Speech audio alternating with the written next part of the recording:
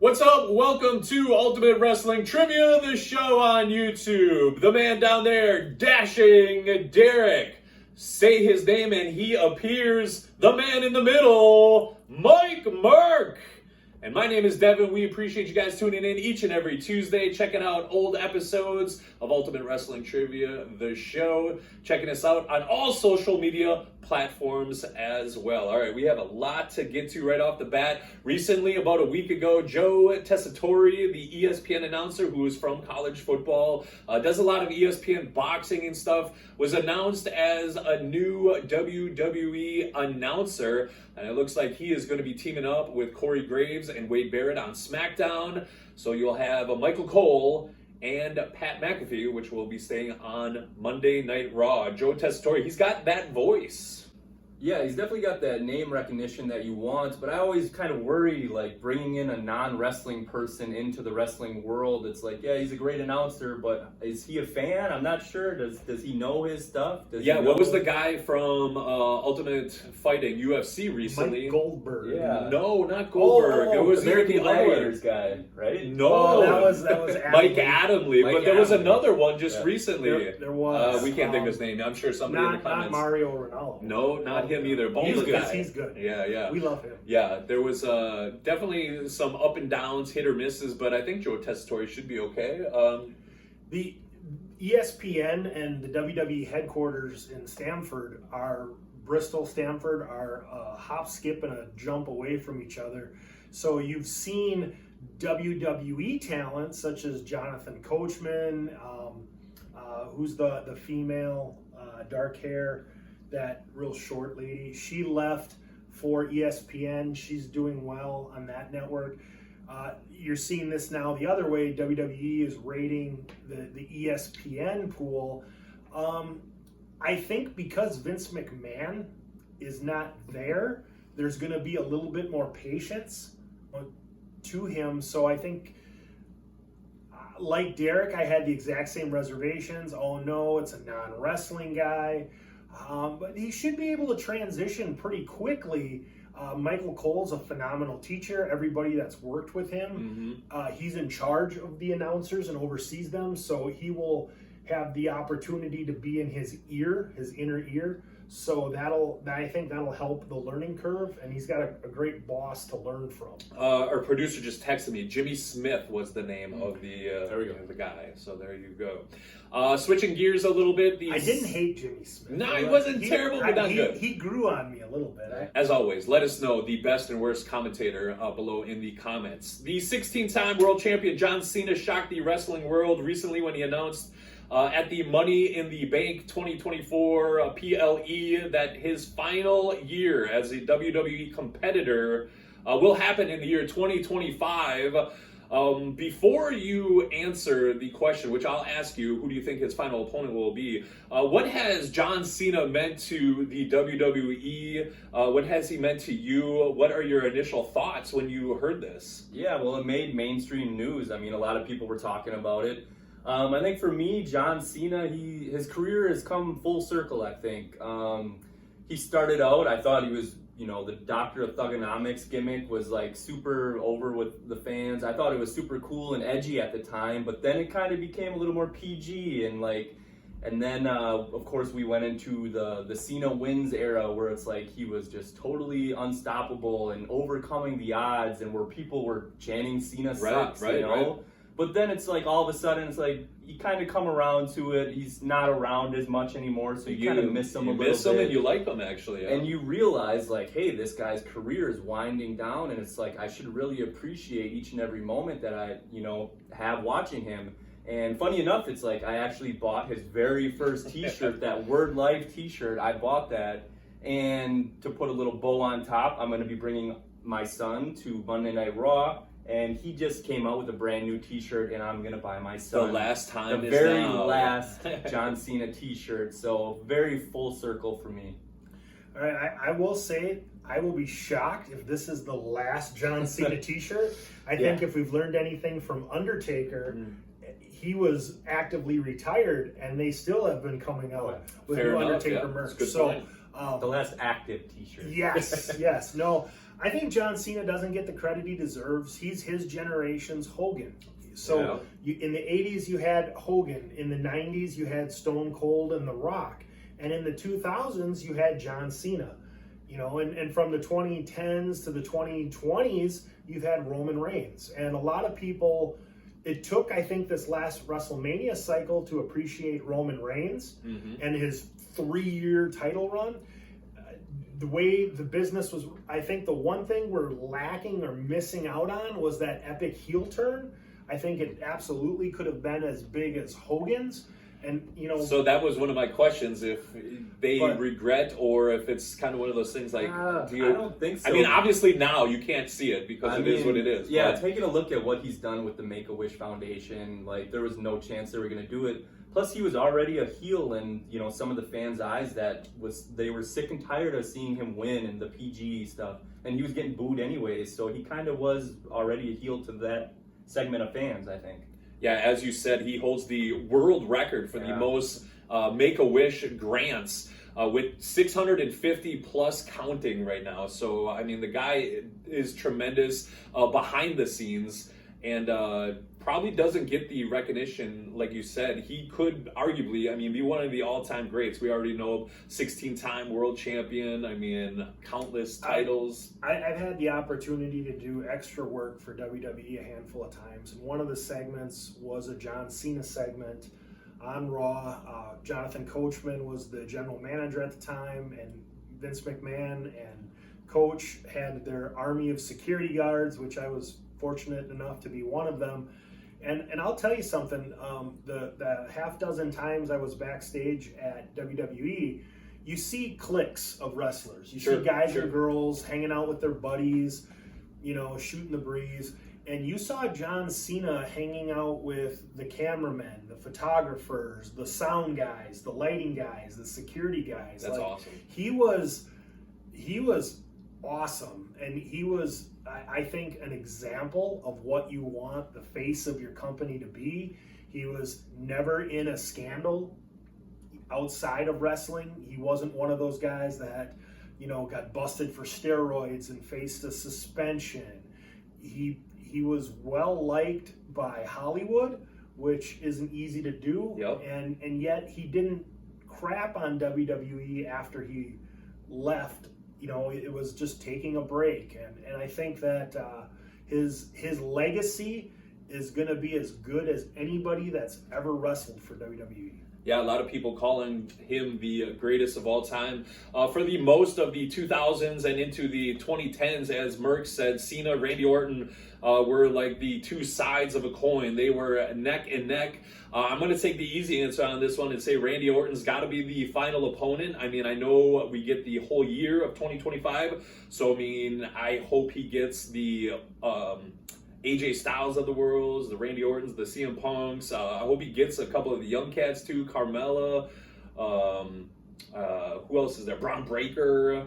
Oba Femi, I think is another one. Joe Hendry, maybe. So who would you like to see John Cena face? I mean, what's a match that sticks out to you that, like, I got to see this? Well, I think Orton is a definite possibility, but I think for the very last one, I would like to see CM Punk John Cena.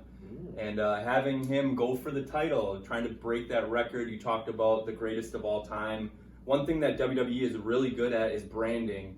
And you've been hearing that a lot as like the greatest of all time. And with Ric Flair being in AEW and working with them a little bit more, they might want to flip things up and have, hey, John Cena's the 17-time world champion.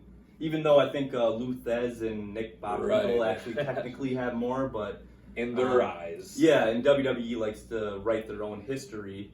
But I'm going to go with John Cena versus CM Punk for the title. Kind of similar to what, you know, CM Punk and Cena did before with the Summer of Punk, where Punk was threatening to leave with the title. Maybe John Cena can win the title and retire that title, seeing how there is 2 world champions. So I'm going Punk and Cena. There you go. I think I said Carmella, and I meant Carmelo Hayes is the one. So not to be confused. No, we don't want to see Carmelo. Merc, what are you thinking about John Cena? Well, I like to look at history, and when we saw Undertaker's last match during COVID with AJ Styles, they had their cinematic match. so that was an opponent that Undertaker hadn't faced. And so I would buy a ticket if his last opponent's Randy Orton. I would buy a ticket if his last opponent's CM Punk.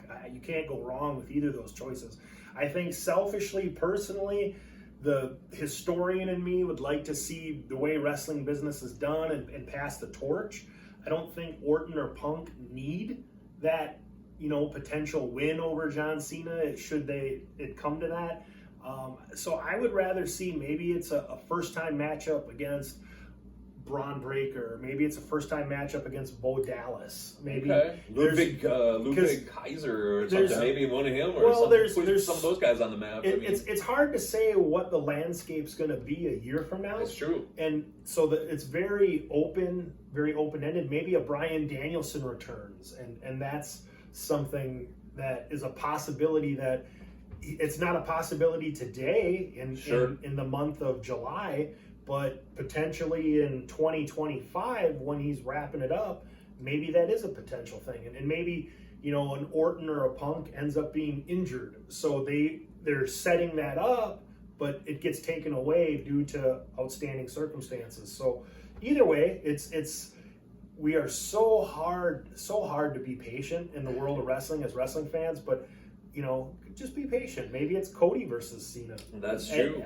A lot can happen. There's so many great opponents, and hopefully he gets a chance to touch on all those guys if he hasn't already. Or Rock Cena 3 times in a lifetime. Maybe we could see that. Ooh, you never know. Well, the last time is now. As always, we appreciate your comments. You could drop them below and let us know what you want to see come from the John Cena 2825 Farewell Tour. We would love to read those and check those out.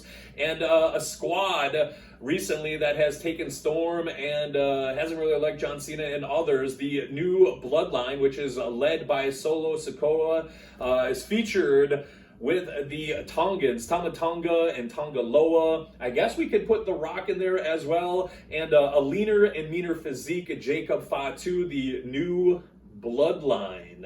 Are we buying into this? We liking it? Yeah, I like how they just kind of slip in the Tongans, being a part of the Bloodline, even though they're not really technically related. But I'm digging it. I mean, I think Tonga Loa is more of the muscle behind the group. He's a little more beat up. His knees are kind of shot. So, but Tama Tonga is a guy that I've always liked in New Japan.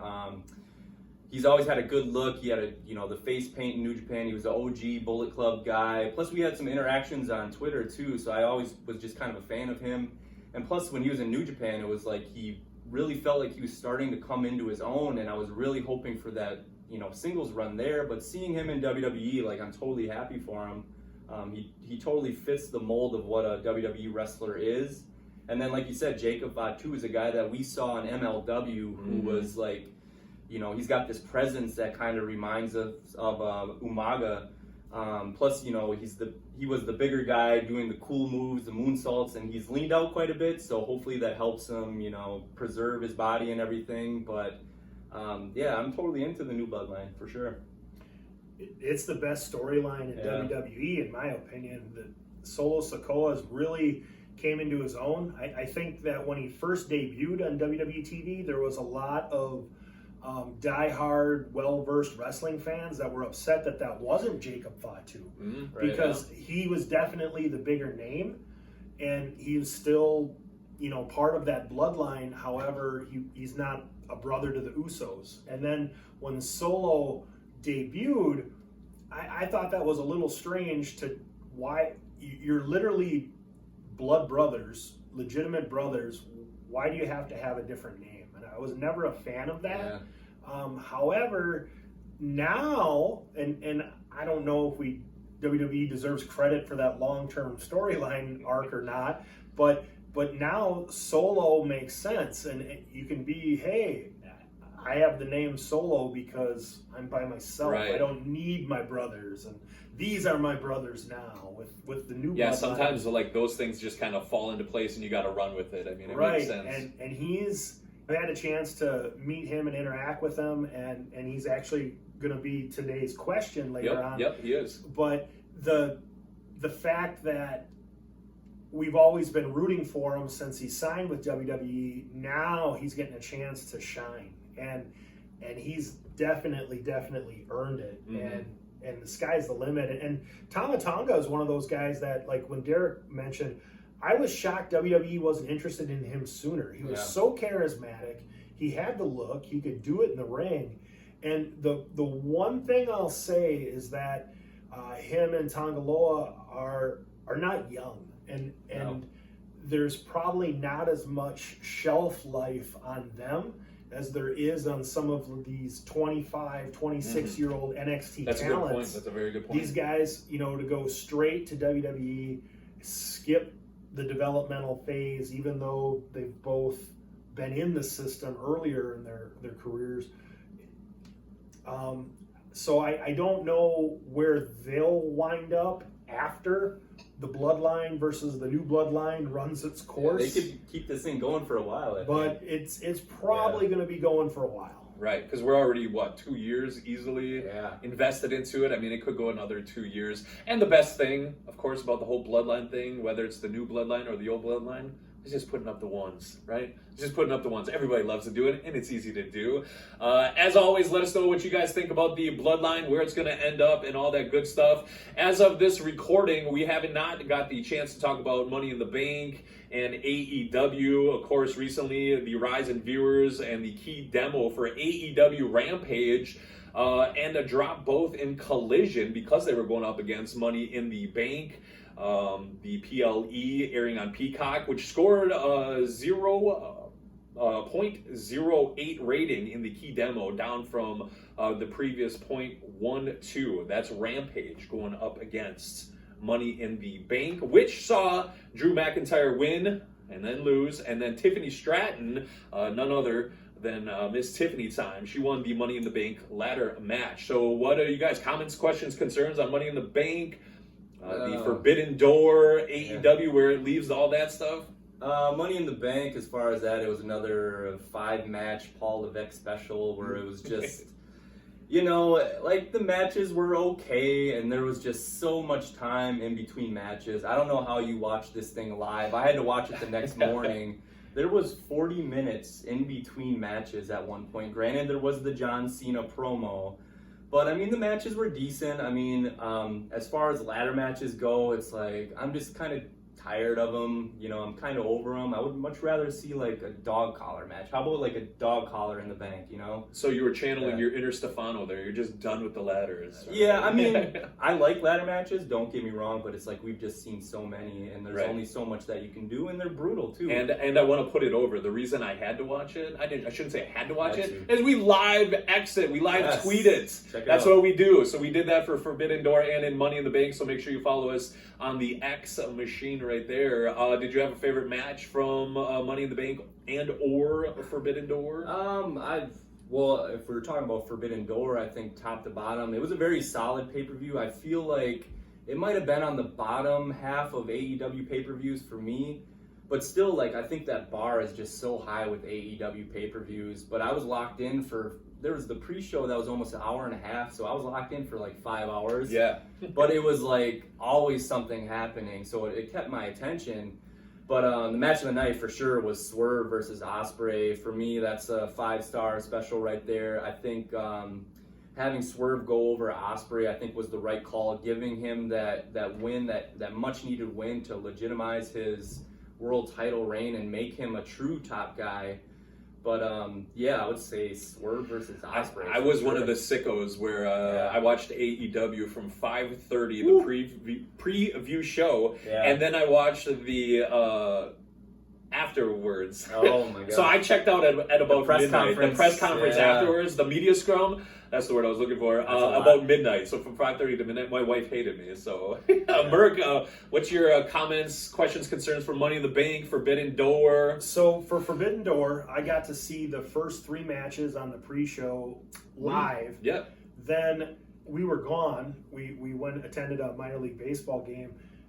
I followed you on X. So Devon was manning the booth on our X and did a phenomenal job live tweeting it. Now, for Money in the Bank, I was also gone. I had to watch that Sunday morning as well after the fact, but I didn't want to be spoiled because Forbidden Door was a little bit I don't want to say ruined, but it was compromised by being spoiled. It was predictable too. Very predictable, yeah. That would be probably my biggest gripe about it. I didn't see Britt Baker coming back, and that was a nice surprise. Definitely adds some fuel to the AEW. How great was that when she called out Mercedes for piping in the CEO chant? That was like, you could hear the crowd almost go, "We want to cheer this," but it was like almost a moan of like, "Ooh." Like you feel like there's some real life animosity there, some real life competition, which is always great in pro wrestling. No, that is definitely the secret recipe to success, when you can successfully blur the lines between reality and fiction. The AEW pay-per-view was solid. I thought it was better than below average, like if you're giving it a C- on the high below AEW average curve. As far as AEW curve. Right. So, and I don't watch every minute of every Dynamite and Rampage and Collision, so I was needing some AEW in my life. Sure. And that satisfied it.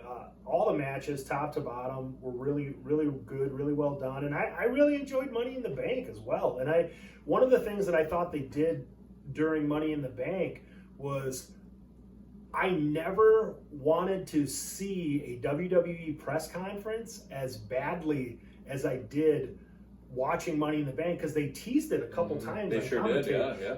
John Cena Cena's going to be kicking it off. In his promo. Punk will be there. And the announcers talked to it throughout the show, and so that sucked me in. Sure. They hit a home run with that, and their press conferences are good. Like, Paul Levesque comes off as a total boss. Yeah, I could listen to the Paul Levesque press conference media scrums all the time. And we got to shout out our boy CVV as well. He's always out there in the crowd asking some great questions as well. So you can drop us in the comments which you thought was the match of the night. Did you give it a thumbs up, thumbs down? Always a great pay-per-view. Just to piggyback off of what you said too, another thing that's awesome, as long as you stay off of social media, with it being on Peacock now, it's not like must-see pay-per-view that you got to sit in front of the TV and watch. You can watch it at your own expense or your own leisure and stuff, without spoiling. Like you said, if you got to go to a baseball game for 2 hours, you can come back, start up the pay-per-view when you want. Don't have to be there right at 7 o'clock. That's kind of nice that Peacock offers that. Yeah, I'd much rather do that. That way I can fast forward through all the nonsense in between matches and video packages and the long entrances. It's like I can get through a WWE PLE in under a couple hours. Yeah, absolutely. All right, well, the Summer Spectacular is just a mere couple weeks away. Traditionally, it's actually one of WWE's big four events alongside the Royal Rumble, WrestleMania, and Survivor Series. Despite being the last one created, the Summer Slam PLE is right around the corner, and arguably it's probably the second biggest event after WrestleMania. We're going to share some Summer Slam memories that you might have. It's easy for me. I'm going to go right off the bat. SummerSlam 1994, probably my favorite WWF/E wrestling match of all time. Bret Hart, Owen Hart in the steel cage for the WWE Championship. I gave it a 5, 6, 7, 8, 9 stars, just with it being brother and brother, and then the wrestling alone was top notch. Loved that event. Do you guys have any SummerSlam memories or pay-per-views or anything that sticks out? I always go back to like the Mega Powers, Mega Bucks. That's kind of like my first memories of professional wrestling, and then seeing Zeus come in for How one scary match was he back in the day? I know, too. I was It was terrified. so scary. A little 8-year-old me was definitely terrified.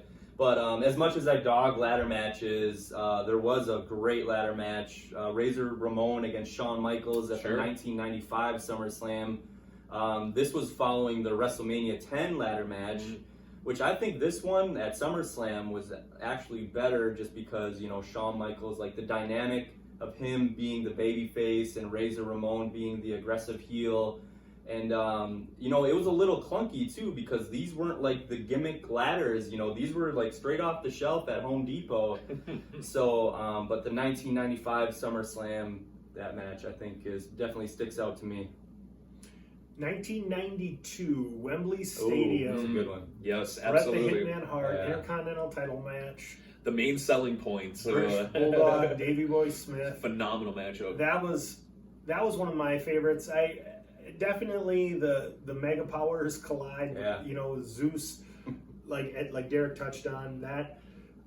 50 Cent gave a great interview recently where he said that music earmarks time, and that the hit song of the year you turn 21, 22, you're out at the club, whatever hit that ends up being one of your favorite songs for the rest of your life. Interesting. I like that. Yeah. And I think with pro wrestling, there's a correlation of what's your first pay-per-view, what's your first WrestleMania, what's your first live event, your first main event, and those firsts stick with you. Yeah. You always remember your first. Right. Well, like, yeah, because first. WrestleMania 5 was the first pay-per-view we ordered. Traditionally looked at, that's not looked at as a great pay-per-view, but in my heart, I'm like, that was phenomenal. That was such a great pay-per-view. Yeah, and you talk to people in their 20s, and maybe their first pay-per-view happened to be a Cena-Orton match. Right. Or something along those lines, and I'll never fault anybody for that. Those memories stick with you, and when wrestling's at its best, it makes you feel a certain way, whether it's happiness, whether it's anger, so true. because that Hulk Hogan joined the NWO. How could he? You know, wrestling is going to make you feel a certain way, and SummerSlam has definitely accomplished that over the years. Yeah, with SummerSlam right around the corner, feel free to drop in the comments your favorite SummerSlam matchup, your favorite pay-per-view. Maybe you had a memory with your brothers, sisters, your cousins that you guys got along. We would love to hear from you. Or if you're going to Cleveland. Yeah, shout out to the Midwest getting hooked up with the SummerSlam events. Well, as Merc said before we wrap up the show, a friend of the program, Mr. Solo Sikoa, putting up the ones. Acknowledge him. Yes, he's got today's trivia. Check it out. Yo, what up, man? It's your boy 752, aka The Problem. When I'm not in the ring, my favorite shoes are a pair of Jordans and Air Force Ones. When my dad wrestled as a Sultan, what was unique about his footwork?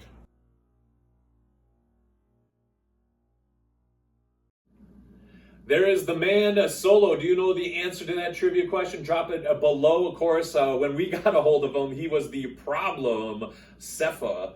He was phenomenal. You could really see in those videos that he looks like the Usos right there. I mean, I want to pull the curtain back a little bit. He was a great guy. He was a great guy that day. He was very oozy. Very oozy, absolutely.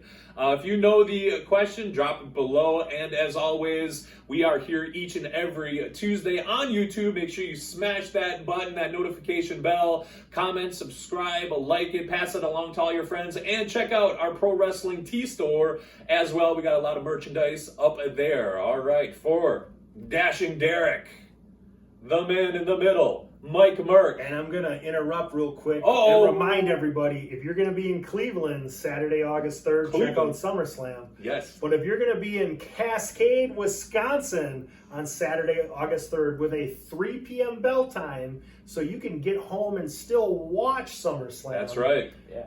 Check out Ultimate Wrestling Trivia, RPW, Raging Pro Wrestling, teaming up to provide a great independent wrestling event. I'm going to get in trouble for not promoting that. My name is Devon. We'll see you next Tuesday. Ultimate Wrestling Trivia The Show on YouTube.